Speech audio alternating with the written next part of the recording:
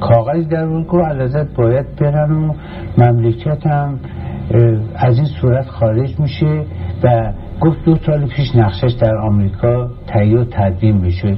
بعد برداشت مدادش یه کاغذ در بود، شمال ایران خط کشید گفت اینجا فدرال میشه، کردستان خط کشید گفت اینجا مستقل میشه، بعد آذربایجان خط کشید گفت اینجا چیز تابع روسا میشه، بعد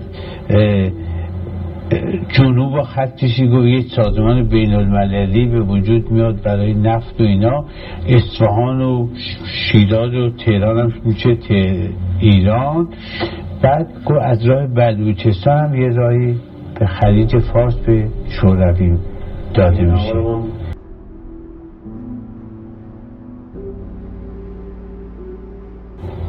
حالا می‌خواستم روی 2 نفر از خواهش میکنم کسانی که شاید در سابق میشناسید سوال کنم. یکی تیمسار فردوس، آیا ایشون شما می‌شناختین؟ و تیمسار فردوس یکی از نزدیکترین دوستان زندگی من بود. عجب.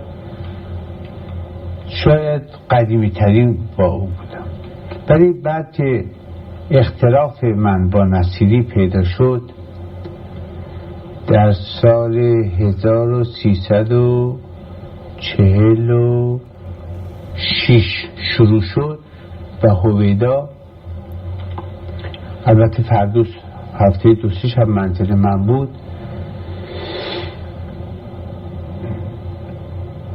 مثل که عواملی اصولا از اون تاریخ وجود داشت که افرادی که ایمان و معتقد واقعی به شاه و اینا بودن سر کارا نباشن.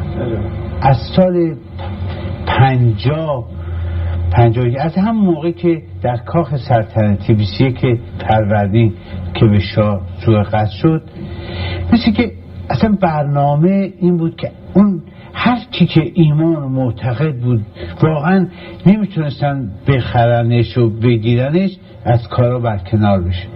چون پاپوشایی و شایعاتی که برای من درست شد، الان اولیا حضرت خودشون در قاهره که من برزیدم گفتم فرموده اینا، گفتم اولیا حضرت شما، من در سال 1350 بله شهریور 50 آخرین بعد از برکناری از معاونت نخست وزیری حضور اولیا حضرت شریفه شدم. تمام این وقایع رو گفتم که اولیا حضرت دارن اطراف عرضت از اشخاص که با ایمانم از بین برم، نه هویدا و نصیری و فردوسا دارن به شما خیانت میکنن. من مجله به شما اون تاریخ گفتم. فردوس چیکار داشت میکرد مگه؟ چون فردوس با من دوست بود، من میدیدم عقده داره. عجب. من احساس میکردم. چجوری مثلا یه نمونهش بنده خوب یادم میاد که تو منزل بودم، فردوس از کاخ اومد، اولیا از مسافرت اومدن و بیا این کثافت رو بده به نوکران. چی بود؟ 2 اتکلون بود و یه کراوات و اینا که برای سوغات آورد. عجب. به همین کلام. همین. شما چیزی بهش نگفت؟ من گفتم تو میخوای من آزمایش کنی؟ و همش با من خیلی صحبت میکرد. تو منو با من آزمایش کنی؟ این شما تصور کردین که ایشون من فکر کنم میخواد منو آزمایش کنی یا مثلا من به شوخی، من همه اینا رو به شوخی فرض میکردم. از این مسائل خب از من حس میکردم دیگه. البته خدمتتون عرض کنم که دیگه مدت هایی هم بود که دیگه تماسش با کاخ قطع شده بود، فقط چمدونش میرفت بالا میومد، چمدون مطالب و گزارش تمام علازات واقعا من اعتماد، ولی نمیرفت، اجازه گرفت که دیگه هیچ مراسم اینا نمیرفت.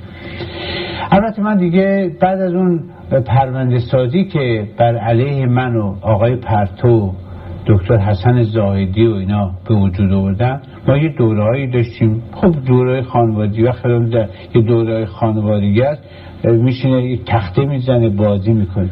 بعد این اومدن یه پرونده ساختن که ما در منزل مهدی شیبانی استاندار اونجا نشستیم، یه بازی بزرگی کردیم، بنده اسلحه کشیدم و شلوغ بازی کرد. جالب اینجاست که و اینا به عرض ساله و همینم وسیله قرار دادم که منو از بهانه بود که یکی از این چیه که از کار برکنار. من وقتی رفتم بلگرزه گفتم آقا من بلگرزه من اصلا خونه شیبانی در شمال ندیدم، من 5 سال شمال نرفتم و اینا دروغ میگن. که آخه بلگرزه فرمودن مگه میشه دستگاه اطلاعاتی ما دروغ به این بزرگی بگه. بعدن که این وقایع تمام شد و اینا من آمدم به خارج.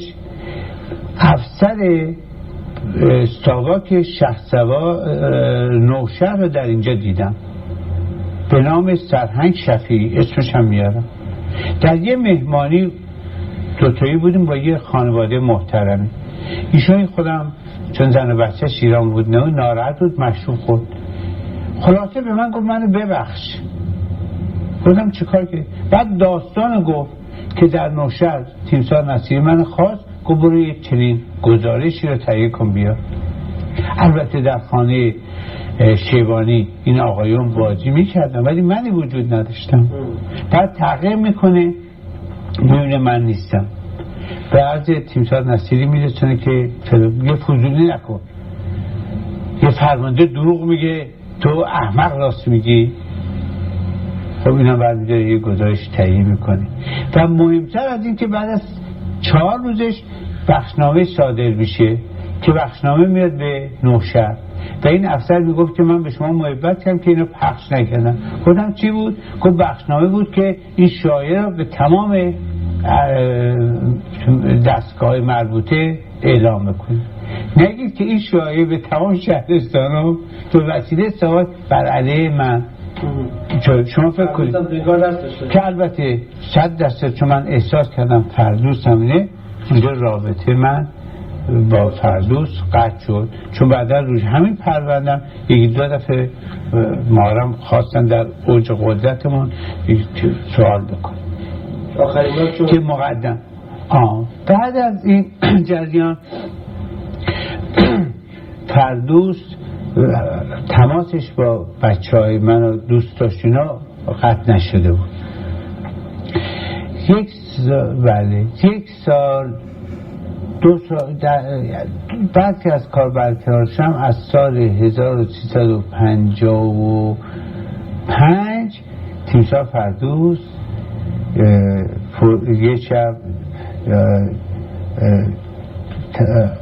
آشتی کردیم به اصطلاح اومدیم دیگه با من واقعا بود و تقریبا میتونم من بگم سال آخر هفته 3 شب با من بود.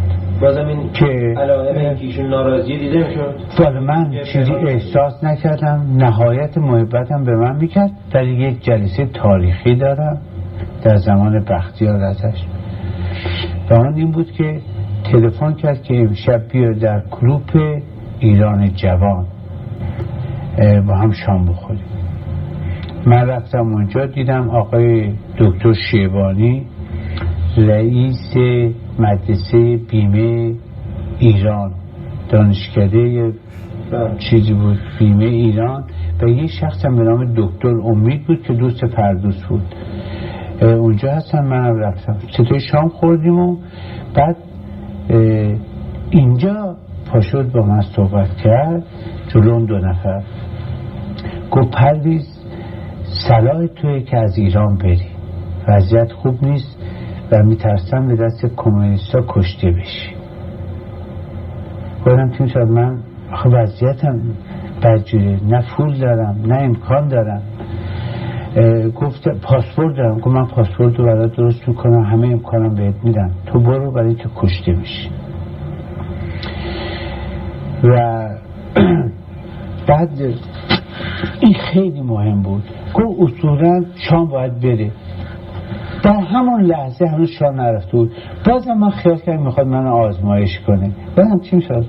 بازم میخواد من آزمایش کنه. من که قسم خوردم رو پام. فردوس کرارن خواست با من کنار بیاد در طول این 2 سال. ولی من تمام مطالب اینا انقدر به او اعتماد داشتم به دوستی او با اعلیحضرت فقید باورم نمیشد. هر حرفی که به من میزد هر صحبتی که با من میکرد که یه خورده برخلاف بود فکر میکردم که میخواد شوخی کنه یا من آزمایش کنه. ولی اون چه قابل توجه بود همون شب یک کاغذ در اون که علازت باید برن و مملکتم از این صورت خارج میشه و گفت 2 سال پیش نقشش در آمریکا تهیه و تدوین بشه. بعد برداشت مدادش یه کاغذ در آورد، شمال ایران خط کشید گفت اینجا فدرال میشه، کردستان خط کشید گفت اینجا مستقل میشه، بعد آذربایجان خط کشید گفت اینجا چیز تابع روسا میشه، بعد جنوب و خط کشید گفت یک سازمان بین المللی به وجود میاد برای نفت و اینا، اصفهان و شیراز و تهران هم میشه ایران.